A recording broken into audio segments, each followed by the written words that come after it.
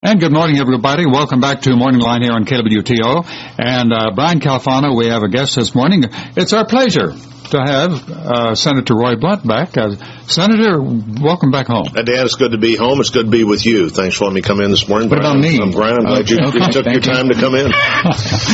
So, Senator, before you came on, we played this clip. I believe it was from a recent interview you did with the Heritage Foundation concerning the recent flap over the administration's original policy from a few weeks ago, announced by Secretary Sebelius, that requires religious institutions, not churches or synagogues or mosques directly, but their affiliated institutions, to provide contraception to their employees through their health plans. And there was obviously a big backlash, at least from religious leaders, particularly Roman Catholics, and you've been at the forefront of proposing legislation that would do exactly what, if you could just remind our audience. Well, I have been proposing legislation that would just protect the First Amendment and secure the ability of faith-based organizations to continue to be reflective of their faith views, whatever those are. You know, I was president at Southwest Baptist University for 4 years before I went to the Congress, and in a Christian university, in a Christian hospital, in a Jewish daycare center, in an Islamic community center,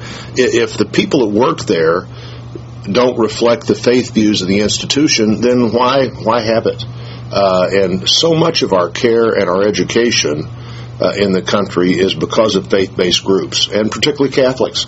And the idea that the government can come in and tell them what benefits they have to give their employees, or even who they have to hire. You know, this is actually how I got so committed to this issue, is that I've always been, I hope, one of the leading advocates of faith-based groups being able to hire people that reflect their faith. Yes. And there's one view in the country, and I believe it's a view that the president has, certainly the EEOC, the Economic Opportunity people have it, that you should be able to, the person who teaches theology or speaks at chapel, maybe the chaplain should reflect your faith views, but nobody else really needs to. And that is so far off base. If you're the Christian school here in Springfield, the English teacher, the football coach need to have that same faith view as the person who is teaching the Bible study class, if you have a Bible study class. Otherwise, you're just another high school that happens to have chapel, or you're just another university that happens to have a theology department. And so it's an easy step for me. And by the way, the court recently, the Supreme Court, who agrees on almost nothing, agreed 9-0 in a Lutheran school case that no, these schools are not bound by the normal hiring criteria. That if you don't share the worldview of the school, they don't have to keep you as part of that institution, because that's the worldview of the faith-based distinctive is why that institution lasts. And then the logical next step, as the government tries to take over more and more healthcare decisions, is can they tell hospitals what procedures they have to participate in that are elective, or in this case, can they tell a hospital or a school what their insurance policy has to look like? And even though I think the whole mandate in the Obama health care plan is faulty, the bill that Ben Nelson, a Democrat from Nebraska, and I filed doesn't say that you can't have mandates. It just says that religious institutions don't have to be bound by those mandates if they have a legitimate faith-based objection to them. It doesn't mention contraception, doesn't mention blood transfusions, doesn't mention cloning or anything else. It just, I think it's important here actually that we don't begin to try to specify everything that every religious group might find objectionable, but in fact to protect the First Amendment freedom that people have had since the Bill of Rights, as 220 plus years ago, since the Bill of Rights was adopted, that you have this right of religious freedom, that the government will respect that right of conscience that you have. But Senator, I'm sure you've heard the argument that, well, the courts have also found that some practices that are theologically based among certain religious groups I'm not comparing it to this situation, but say bigamy or IRS exemption for schools that have racial discrimination occurring on the campus, that those sorts of things are not protected by the Free Exercise Clause. So where would you say the line is? I know you referenced the recent Supreme Court decision, but what most likely would happen here, at least it would go to a district court and then to the appeals court, and those judges tend to be a little, shall we say, diverse in terms of how they interpret the Constitution and this type of free exercise versus establishment type of question. And do you see it ever getting to the Supreme Court, assuming that all 9 justices would come down on the side of religious... And who knows if they would on this issue or not, Brian, but since 1973... and longer on labor law, but since 1973 on health care laws, the exact language that Senator Nelson and I would like to add to the books as it relates to the Affordable Health Care Act has been there. Frank Church, Idaho, pretty well-known liberal when he was in the Senate, in fact, was a liberal opponent to Jimmy Carter in the 1976 presidential election. In 1973, put this exact language in our bill, in law, at that time, so that people or institutions could still participate in government health care, but if there were procedures, and this is right after Roe v. Wade, so let's be up front here, the procedures were abortion. If you didn't want to participate because of your faith, your employer couldn't force you to do it, nor could the government say, look, if you don't do this, you also can't get reimbursed by Medicaid for heart surgery. Right. That's been in every law since 1973 until Obamacare. The President Obama's, actually, the bill that I voted against, but many voted for, exempted groups who don't believe in government-run health care. They exempted Native American tribes for the purposes of treating mental illness, and there was an exemption for Christian Scientists who believe solely in prayer.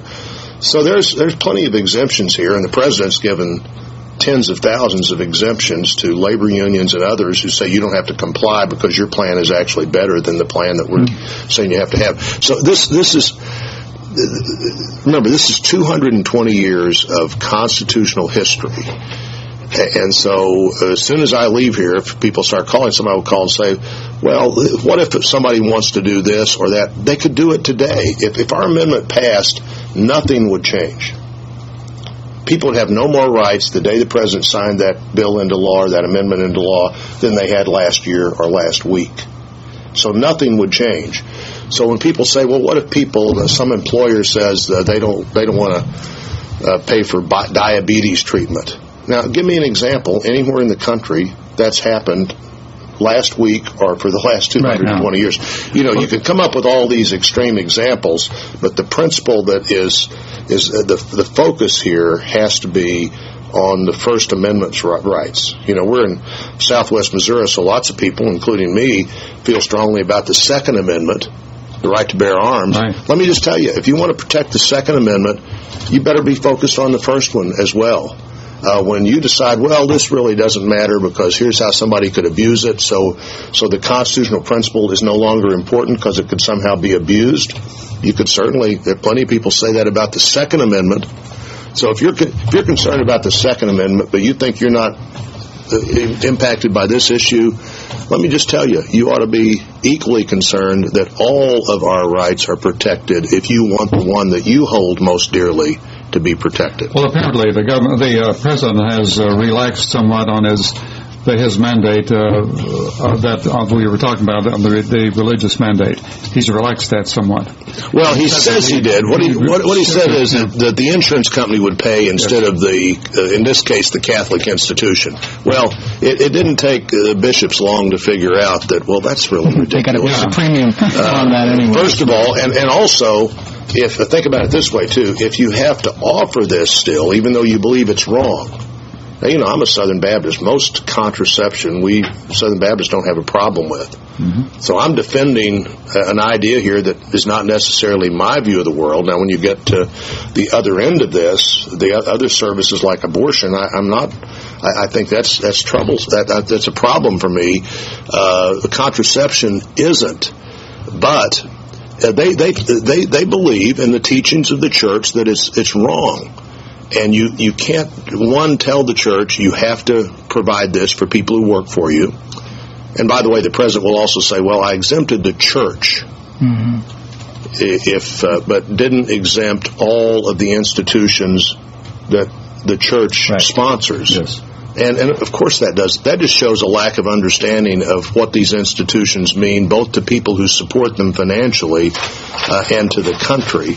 And then the president says, well, and by the way, I just read just this morning where of the, I guess 3,600 or maybe it's 30, I think however many employees the Diocese of Washington has, they're self-insured. So there's no insurance company to pay the bill.